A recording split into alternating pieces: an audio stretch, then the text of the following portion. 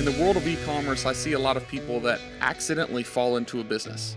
And today we're going to talk about that, the accidental business. We're going to talk about how we all start with a dream of a little bit of side hustle, a little extra revenue, and sometimes it turns into what our guest calls a big ball of rubber bands and sometimes a lot of headaches. I think this will be an episode that pretty much all of our listeners can relate to, or at least need to hear as a warning. Stay tuned, it's going to be a good one.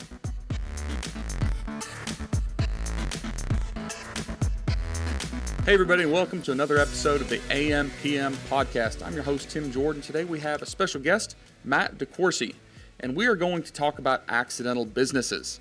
A lot of you longtime listeners know my story, know that I did not intend to be an entrepreneur. I did not think I'd ever run a business. It kind of happened by accident, and I kind of figured it out. I won't say I have it all figured out, but it was a struggle.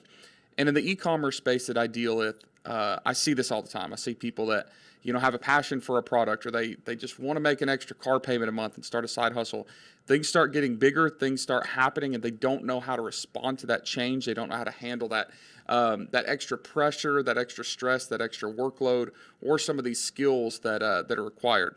So Matt is going to talk about his story, how he started that way, and then he's going to bring us some really awesome advice on how to avoid some of the pitfalls and also some of the things that we can be doing that will help us sustain our growth and continue to grow. So thank you, Matt, for being on. I hope you're doing well. Yeah, thanks for having me. I'm looking forward to sharing some interesting advice related to my wins, losses, and reality. So for all of you that are listening, you know that we try to bring you really great content and really great guests, and sometimes we need to frame that. So Matt's going to start his story in just a second, talking about how he started his business essentially in a spare bedroom with essentially no money. But Matt, let's fast forward and talk about where you're at now. I know you have a very successful podcast, multiple businesses, you've written several books. Give us kind of the quick resume of who Matt is and make sure everybody knows that your advice is credible. Yeah, sure. So once again, Matt DeCoursey. I am from Kansas City. I'm 45 years old, so I'm not the youngest entrepreneur anymore, but with that, I've gained some wisdom and experience. I'm currently the CEO and founder of a company called Fullscale. I have a couple hundred employees worldwide. We sell tech services, so we help people build software teams, and we do that in an office that's in Cebu City in the Philippines. With Fullscale, I'm also the host of the Startup Hustle podcast, which is 550 episodes deep at this point, where we talk about a lot of similar stuff to what you talk about. Because I didn't have enough stuff to do building all that stuff, I wrote 3 books along the way, one of which is called $1 Million Bedroom, which I think we'll talk about some of that story today. It's an accidental business that got big. Another one's Balance Me, A Realist Guide to a Successful Life. And then in 2019, I co-authored The Realist Guide to a Successful Music Career, as I worked in and around the music and live events industry for almost 15 years. So, with all that, and on top of all that, I'm a parent. I have 2 small children. So I'm busy. Yeah, I get it. So let's talk about this accidental bedroom business. What were you doing before your quote unquote entrepreneurial journey began? Were you working in the corporate world? Yeah, I mean, more or less. I mentioned a few minutes ago that I worked in the music industry, and I wasn't a performer. I worked in the musical instrument business. So the last gig that I had, I was district sales manager for Roland, and Roland's the world's largest maker of electronic musical instruments. They make Boss, Roland keyboards, a bunch of different stuff, and I loved it. I love the industry. I'm really passionate about music. But what I didn't love is with a huge sales territory came a ton of travel. And after doing that for a couple of years, it just kind of wore on me. So I quit.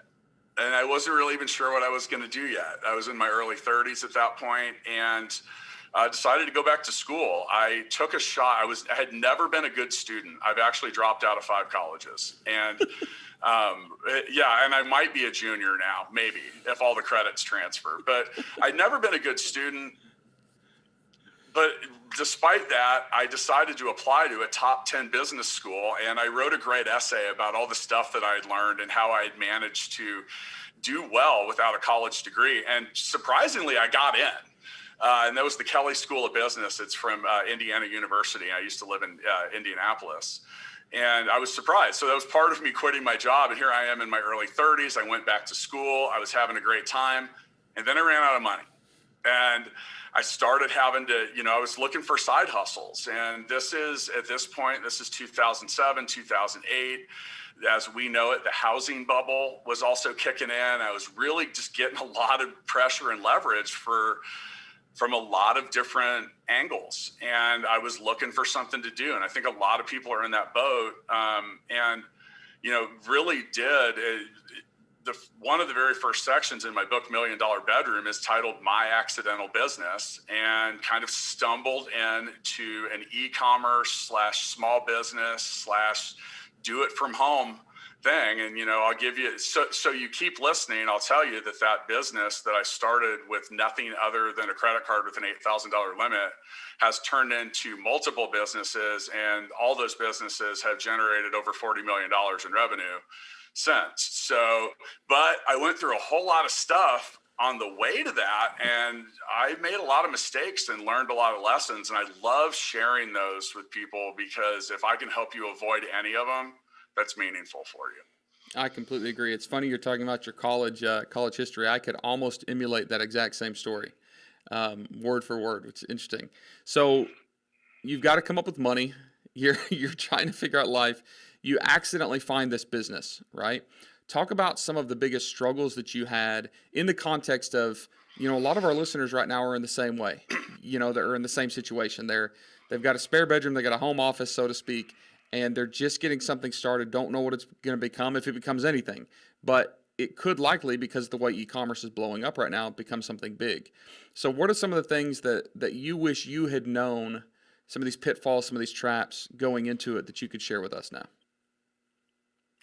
I think that there's a lot of common mistakes I say this a lot on the Startup Hustle podcast, and also we launched a web series that you can find on YouTube. Go check it out, Startup Hustle TV. It's been out for like 2 weeks. But, business is hard. And I think that people in general, because if they've never done it and they've never been an entrepreneur, they've never had a startup, they've never owned a business, they grossly underestimate that. And we talk about an accidental business. So what does that mean? An accidental business is usually someone that stumbles into something, realizes they can make some money, and they keep doing it, and it grows.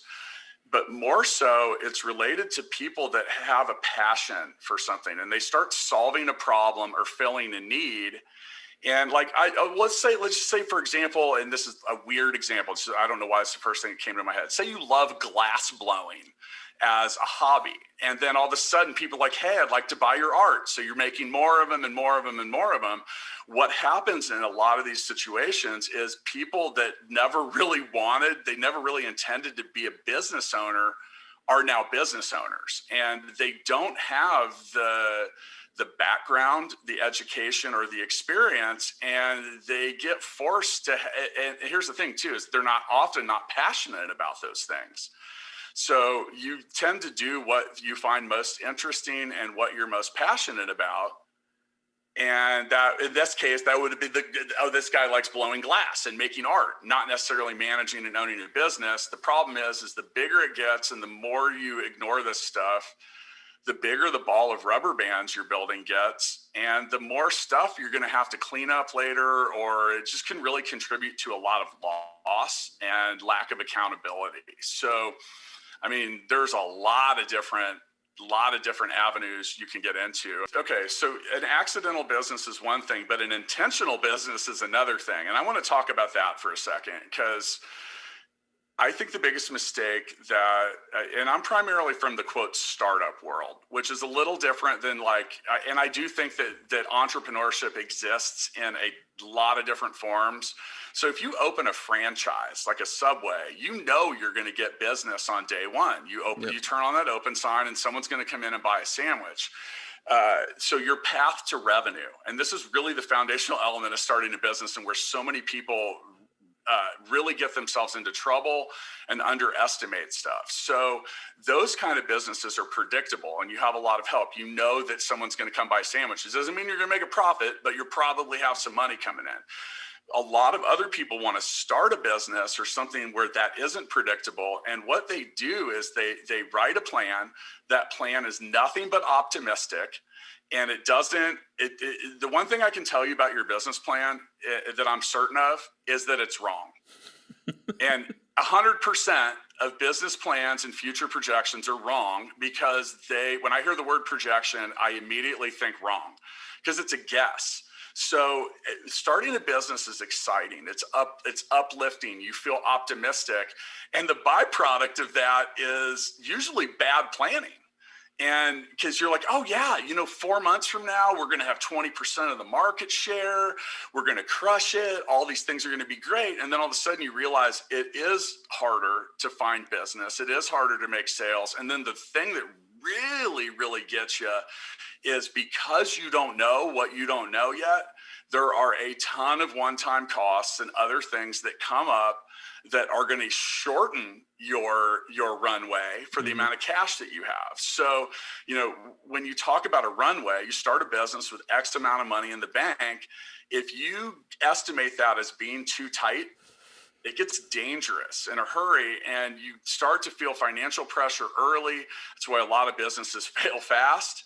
And then a lot of them get into hot water and they start having to make decisions and borrowing money and doing stuff that they normally wouldn't because they had been overly optimistic about how fast it would be. So generally, you want to assume they, meaning just the world, will usually say double whatever your estimate is. Like it's going to take twice as long and cost twice as much.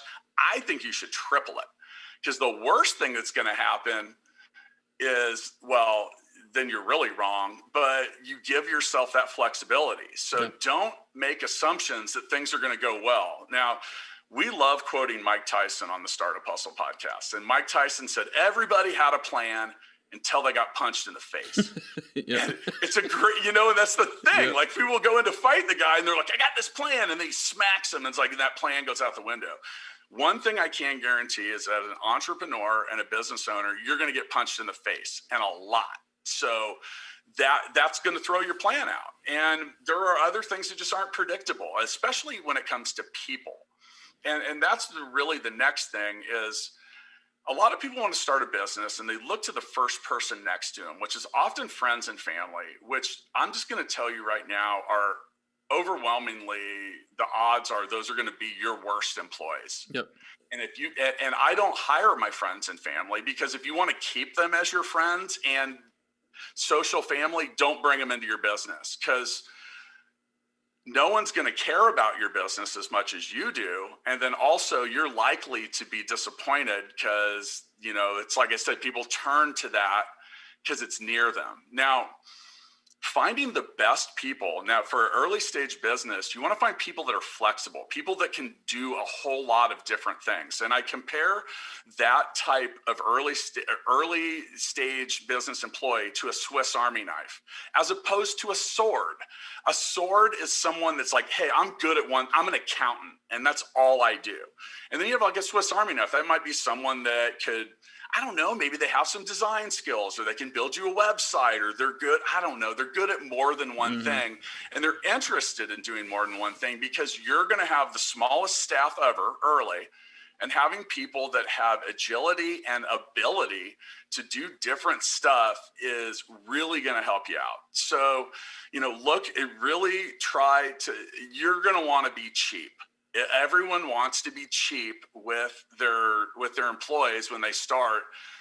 I did it. I see other people do it, and you probably have to learn the lesson yourself. And then you'll go, "Oh yeah, that guy on that AMPM podcast told me I shouldn't have done this." But the thing is really in the end, you want the best people possible because the overall value, the culture that they bring, and really it's hard to ever gauge it because you're missing a whole lot of potholes and money pits and you talk about crawling down the rabbit hole, so, and that leads to my next part is try to be good at one thing at your business, like be like A+ amazing at it before you try to be good at 6 things. Yeah. biggest mistake I see startup founders make, especially in my world of tech. And they're like, yeah, I've got all these features I want to build. I'm like, you pick one. You want to build a minimally viable product, or I actually like to use an MLP, a minimally lovable product. Be an expert on one thing before you try to be an expert on six, because that approach, it waters you down and you're just going to end up being average at a bunch of stuff. Sure. So yeah, I mean, those are some of the more common things we come into. And then now you got the whole journey of businesses growing. Do you find the same problems when you? Oh yeah.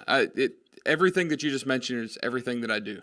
You know, I've hired friends and family. That was a disaster.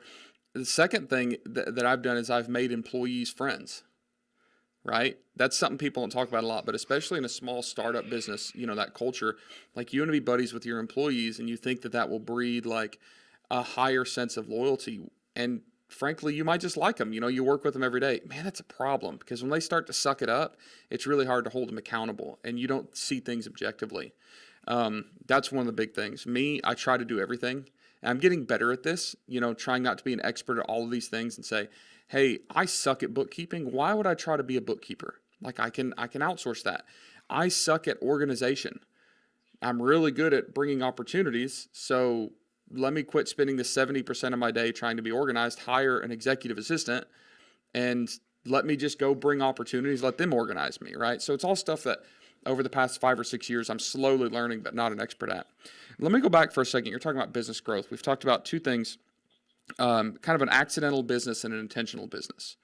Now, when you were sitting in your bedroom, which became your $1 million bedroom, so to speak, you were intending to create some revenue, but you still call it an accidental business. Now, my suspicion is the point of that, and the difference is there are a lot of people out there trying to create revenue, a side hustle, a little extra money a month, whatever it is, and it accidentally becomes a real business. Is that what you mean? Or can you explain the difference between, like, you know, what an intentional business is versus an accidental business? An intentional business would be me, Matt and Tim sit down and we say, you know what, we want to build and sell widgets.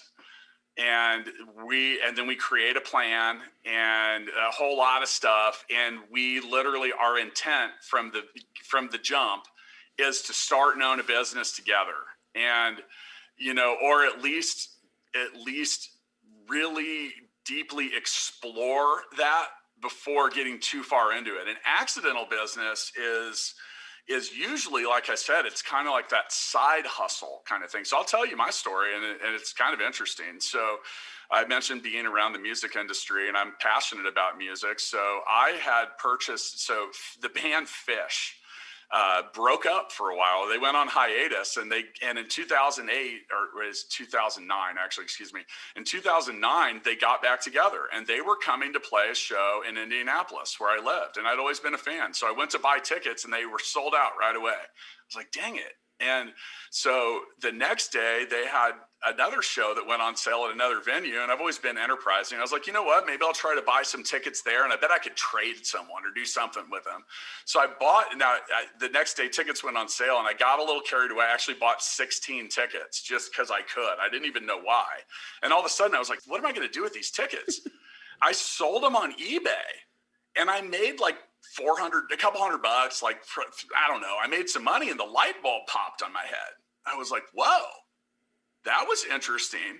So I did it again, and I did it again, and I did it again. Now, having worked in and around the music industry, it gave me I had an advantage, because I kind of knew what was hot, what was up and coming, and a lot of this other stuff. But it started with me either being in class, and like tickets would go on sale, and I'm like, instead of paying attention, I'm like at Ticketmaster trying to just buy 2 tickets, or doing it from home. And now at the time, people think that e-commerce and the internet is like way down the road. 12 years ago, so in 2009, that was when the iPhone 2 was out. Yep. All right, and it was like StubHub had just become a thing. Like, there was a lot of really formative industries. So, you know, I immediately ran into some problems. And this is another thing you run into in early stage businesses. Well, at the time, like, tickets weren't electronic. as they often are now. So we would buy tickets. I remember I had this credit card with an $8,000 limit. We maxed that thing out in a hurry because you're buying 4 tickets at a time. It's like $200-$300. You're doing it, so then we'd have to wait for the tickets to come in, and we had to ship them out, and it took forever to get paid. And I kept running into we were maxed out. And because I'd gone to school for a year and a half at that point, I'd exhausted a lot of my immediate cash. So I actually funded that company with a stack of credit cards that I collected from my poker buddies who wanted the points. And it took me about 3 months. So as each month went by, and I wrote about this in $1 Million Bedroom, which, by the way, you can buy $1 Million Bedroom on Amazon for $1.99. I don't try to make money off selling the books. I refer to that book as an educational narrative, and people have enjoyed it because I tell you the story and I tell you why I did everything, like from forming the entity to all the good, the bad, the ugly. But yeah, so as we were playing, I had a weekly card game that I played across the street, like a little $20 buy-in. And the first month I was like, yeah, I made like a couple $100 selling tickets. The next month I was like, I made $2,500. And then the third month I had hired my friend to come help me. And my friends were really making fun of me because Seinfeld was still a thing then, and they said that I had opened Kramerica. Like Kramer on Seinfeld had a weird business in his house, and no one knew what they really did. So they kept calling my business Kramerica. And when I had hired my friend, they were like, dude, you even got an intern like Kramer. But I started getting my friend's attention, and they started asking a lot of questions. And these are guys that are like MBAs and business people and stuff like that. And they wanted to be entrepreneurial. So yeah, I literally funded that business with a stack of credit cards. That's how I took care of the cash flow problems. But when that started occurring, we were buying even more stuff, and then more things needed to be shipped. And, much like you said, I'm not Mr. Organized. I like to sell stuff, and I leave a trail. Like I'm kind of like the Tasmanian devil, right? I'll sell everything in the store, but I'm not going to promise you what the store is going to look like afterward, and I'm probably not going to clean it up either. I'll probably just get back to selling other stuff. So as that business grew, I quickly found that I had a couple issues. One, we didn't know what the hell we were doing. Right. And we had to figure out every part of it. So if you don't open a franchise or a proven business model, another thing you're probably going to underestimate, you need to consider the fact that everything you do you're probably doing it for the first time or the second time. Yep. And you got to figure out how to do that. Yep. Like, what do we do when the phone rings? Like, how do we answer the phone? Yep. Like, that is literally like a question you have to answer. And like, what do you do with certain things? And that becomes very time consuming. And and then like trying to scale it, now I had my buddy working for me, who, by the way, I ended up firing like a month later because he was a terrible employee, and the dude never spoke to me again. And so, as a lot of that went through, like we had never intended to make that a business. I wanted to supplement my income. And then I realized, I was like, whoa, I can make a lot of money doing this. And that's what we went through, a whole series of that. I owned that business for 8 years. And I mean, quite honestly, I think it's not cool to let true numbers out, but we definitely made over $1 million in the $1 Million Bedroom. And along the way, we did a lot of other stuff. That's where I hired my first employees in the Philippines, which some of them still work for me at full scale now. 12 businesses later. We also founded a tech company halfway along the way. So we're always looking for different things. And I think that good entrepreneurs and successful ones aren't afraid to fail, and they're not afraid to try 10 things looking for the one that works. Yeah. The trick and the key is you got to be able to eject or get off those horses fast enough. Like, figure out what's going. So I tell people what I'm looking for, and when it came to that business or marketing or anything, I'm looking for a crack. And when I find that crack, I'm trying to hurry up and figure out how I can shove an elephant through it. Yeah. So you can find these little things. And I even say in the first part of the book, like, you can read this book, but you're not going to get a blueprint about how to make $1 million. Because I already did it, and other people did it, and and it's just not that easy anymore. Yeah. But you got to keep trying different things and different stuff, and can't be afraid to fail. So with the accidental business, you come into it with no planning, no prep, none of it. if Matt, we're going back to Matt and Tim's widget shop, well, I had enough experience to do some basic business planning. We need a cash register. In an accidental business, you didn't plan for that. You didn't provision for it. You certainly didn't budget for it. And you get into other things too, like with the ticket business at one point, and I'm serious about this ball of rubber bands, it grew so quickly. We had to shut it down for almost a week and a half once because that ball of rubber bands, what do I mean? I'm talking like our purchase orders and our invoices had gotten to be such a mess that if we just kept buying and selling the way that we were never, we had to stop everything to catch up with it and actually do it right going forward, because we were just struggling with all of it. And during that time, not only we fixed the accounting needs, we had shopped for a point of sale system and a lot of other stuff that would have helped us. But once again, in an accidental business, you don't provision for any of that because your intent wasn't to start a business that was, quote, serious. Yeah. And I want to go back briefly to what you're talking about 12 businesses later, and you're talking about people not dumping stuff quick enough. I think that's something that I've struggled with early on and I've gotten much better on, but I see people doing this all the time is they get, I don't know if it's complacent, comfortable, if they just get stubborn. They start down this path and they think that path is this road. You start here, this is where it's going to end. What they don't realize is that path may be a dead end, but there's a million other paths that spawn off of that. They're going to be better and better. And, people will hold on to just a complete, dead horse for too long. I tell people, like, always putting lipstick on a pig, trying to make this better than it is. But what they don't realize is there's so many other better opportunities that are opening up every day. And walking down the path of that thing that is going to be a failure is not wasted time. It's not lost time. It's not something that you shouldn't have done because you had to start down that path to find another one, to find another one, to find another one. So you're just investing in future opportunities. And I think that's something hard to balance, especially when we have to consider shiny object syndrome.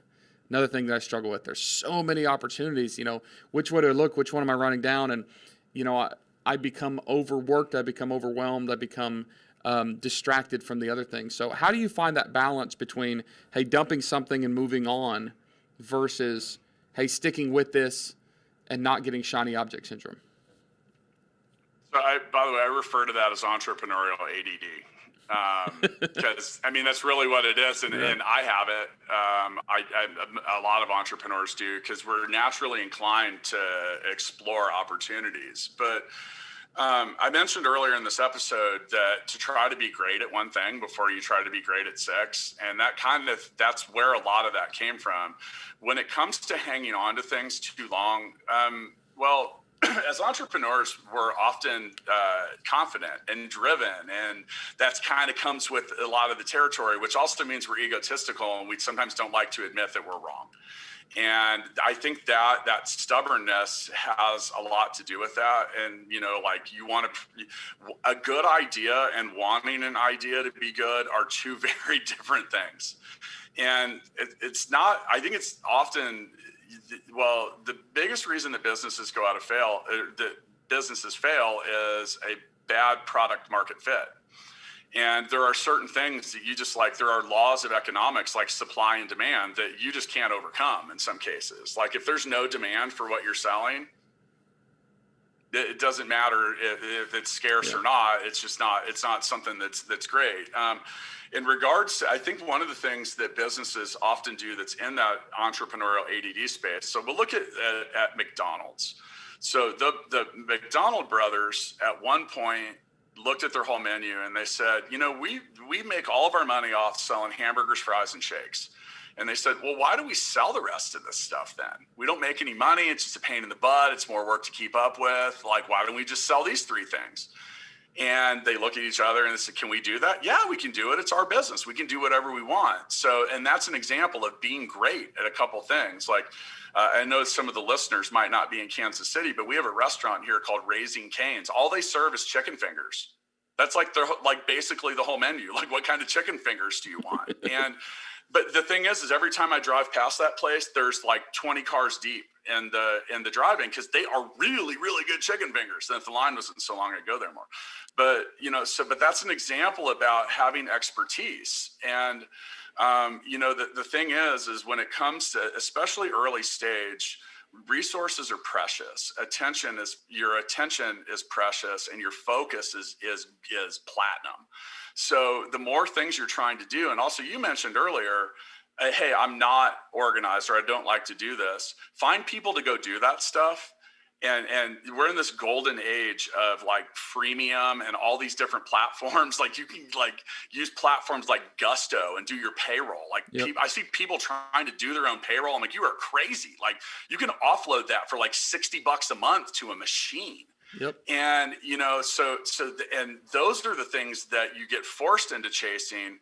One of the last reasons I think that stubbornness is too many people just get in this mindset. It's that complacency. They're like, this is always the way we've done it, so it will always be the way that we do it. And that's a really dangerous mindset, because a lot of times you grow out of your need to do things, but then your business keeps doing them. You're just wasting resources, wasting time, and you're not focused on the right stuff. So, as far as shiny things go, for me, every year I tell my wife that my New Year's resolution is I won't start any new businesses, which I usually am wrong about.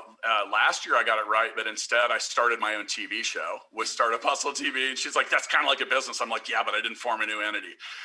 But if you're going to think about doing something new or taking something else on, I want you to think about where you're trying to go. You're trying to get to the mountaintop as an entrepreneur, and you have a backpack on while you're doing this. So everything you add and everything you want to do and everything else you pick up, you're throwing in that backpack, and you're going to have to carry it with you or offload it. And if it's not something that is going to be a primary driver of revenue or something that keeps your revenue in place, then it's probably not worth focusing on. And, like all you can do is all you can do. So, and it's hard. I've gotten way better at this as I've gotten older. And I think some of it is just wanting to not do as much stuff. But if your idea and what you're thinking about or chasing doesn't have a multiple of opportunity greater than what your business is already doing, you're probably best to focus on what you're already doing.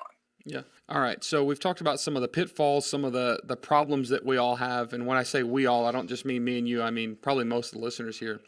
Let's talk about opportunity, because, I think it's important to talk about the mistakes, the problems, the pitfalls, the hurdles. And sometimes it's a little bit discouraging. Sometimes it's even more daunting. Like, oh my gosh, what?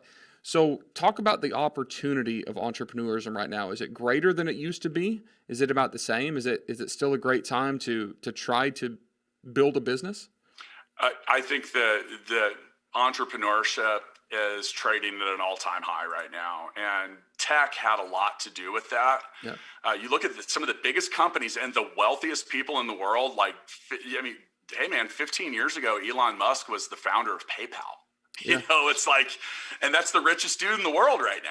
And, so some of the multiples and the different things, and there's so many different solutions that technology provides answers for. That's also why my business at Fullscale has grown so fast. And if you don't mind, if you go to fullscale.io, if you need software developers, that's what we help with, because we have 400,000 job openings in the US, and we don't have people to fill those jobs for programmers. So, opportunity is everywhere, but that tells you like how big the tech industry is. Now, as far as, okay, but I'm not a quote tech person. You look at like what you do with e-commerce and just the different things, like you could have a drop shipping business, or like, there's just so many. If you have a computer and you have time and you have drive, you can make money online. Like Uber wasn't a thing when I'm old. I would have loved Uber. When I was 25, I would have been driving Uber everywhere I go. I would have been like, my buddies would have been like, hey, come over and bring a 12-pack. I'd be, okay, cool, but it might take me a little bit, because if I get some Uber passengers on the way there, I'm going to do that. But, and that's entrepreneurship still, though. Like going out of your way to do it and make money doing it. There's just so many opportunities, but opportunities are also wolves in sheep's clothing, because I think great ideas are everywhere. I mean, I literally have a book here. I don't know if anyone's watching on this. This book is literally filled with ideas, and I've just held up a 100-page binder. It's legit filled with what I would call $1 million ideas. And those sound fascinating in the beginning, but I don't know, like you can't even retire on $1 million in some places anymore. Yeah. So, you got to pick the ideas that have a high upside, but really none of them. You get the best idea in the world, but it's all about execution. Execution is what's valuable and what matters. And without it, the rest of the entrepreneur formula abysmally fails. Because, like I said, you can have a great idea, you can have a great market, you can have a great product, but if you can't execute it, done. You're out of business. You are going to fail for like 9 different reasons. So, but there's a lot of different things. I mean, to answer your question, I think entrepreneurship is more prevalent than ever. And on top of it, you have all of these things that are there to help you as an entrepreneur. There's all these, like organizations and economic development groups. I was on my podcast, I was talking to someone that was a little older than me that was saying, I remember when there were 30 venture capital companies in Silicon Valley. There are now over 5,000 VCs and funds just in the US. Yep. That tells you that there's a reason for that. And they want to invest in businesses. And yeah, I mean, it's really trading at an all-time high. And let's go back really briefly to this thing about you being a poor student. I know you went back to business school, but talking about VCs, I see this all the time where the resume is not always dictated by traditional education or corporate jobs or corporate training. And I'm even seeing that now with like VCs, where VCs don't really care as much about that. VCs are looking for people that are innovative and that can lead, not so much have a resume. Are you seeing the same thing as well? So I mentioned having recorded over 500 episodes of our podcast, and it's all about startups. So with that, we've had a lot of VCs. Like Silicon Valley Bank is one of our sponsors of our podcast. So we get a lot of inside info and looks just about trends. And okay, so in tech, no one cares. They don't care if you have a college degree. And as an entrepreneur, no one cares. I care about what you can do and how you're going to do it, and also what you've done. So now if you're 21, don't drop out of college because I said that, because Correct. There are a large number of professions where you can't even do them without, you can't be a CPA without the degree. Yeah. And I don't want my doctor to have dropped out of medical school. True. You do not want the guy that's last in his class. Yeah. So now, but that's the beautiful part about being an entrepreneur. I really did drop out of 5 colleges, and I was not a good student. And the reason I wasn't a good student is I either got an A or an F, because I have ADD. So if I liked it, I was all over it and I crushed it. But if I wasn't interested, I just didn't care and I didn't do it. I see people, especially with software development, I see young people. I'll have my friends will reach out and they'll be like, my son is going to quit college because someone's offering him $100,000 a year as a software developer. Is that a bad idea? And I'm like, if he wants to be a software developer, tell him to go get paid. And especially the way that you're like, because what else is he going to do? Run up another $100,000 of college loans and then go get that same job? So there's a lot of things. Entrepreneurship does not care what your educational credentials are. Now, I mentioned talking to a lot of VCs and investors on the Startup Hustle podcast, and I ask all of them the same thing. I say, do you bet? I say, you can bet on the jockey or the horse. Which one do you pick? 100%. Still to this day, unanimous vote, we bet on the jockey. Because people make things happen, especially founding teams. Like you get 3 people that are, especially if you have experience and you've done it, it gets easier and easier and easier to become an entrepreneur. With all the stuff that I've done, if I decided to just throw it all out and go start a startup, I would have an easy time finding backers, investors, partners, all of that, because I've done stuff. And so anytime, and don't so what is your skill? What are you an expert at? And being able to clearly define and tell someone that, like an investor or anyone else, like if it's real obvious that your expertise is there, well, it makes it pretty easy for people to want to get behind you as being an expert at that.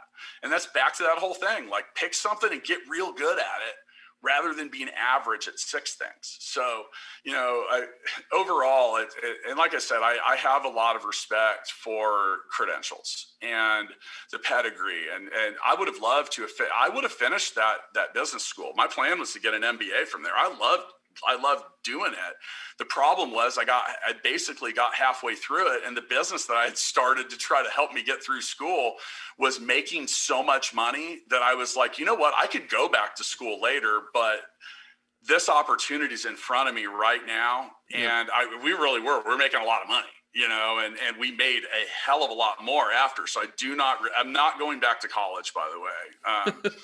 I do think that because of the high number of employees I have in the Philippines, I stand a chance of catching an honorary degree from a school there. So I'm really banking on that at this point. I'll get back with you on that. That'll really polish off your LinkedIn account, an honerary degree from the Philippines.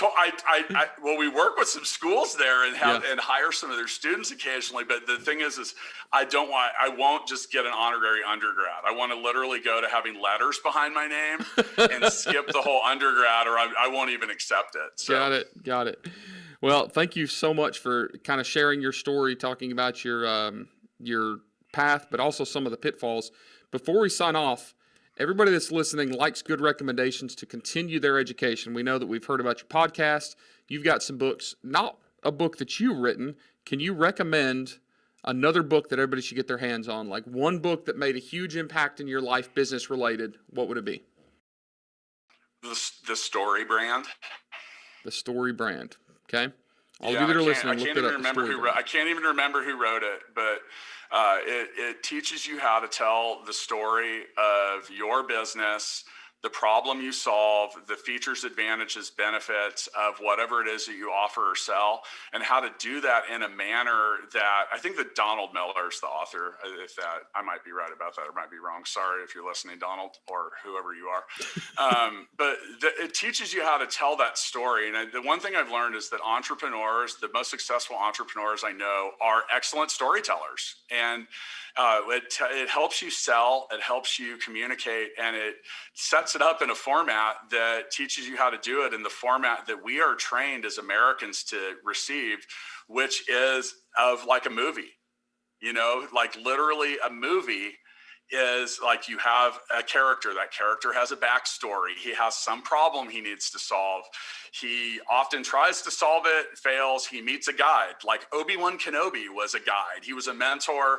They do some teaching. They usually try to address the problem again. They get knocked down. They go back, power up, figure it out, come back in for a win, and then they celebrate or have some kind of ritual at the end. And that is literally, I just ruined the plot line of every movie you'll ever see it. 99.9% of movies follow that exact format.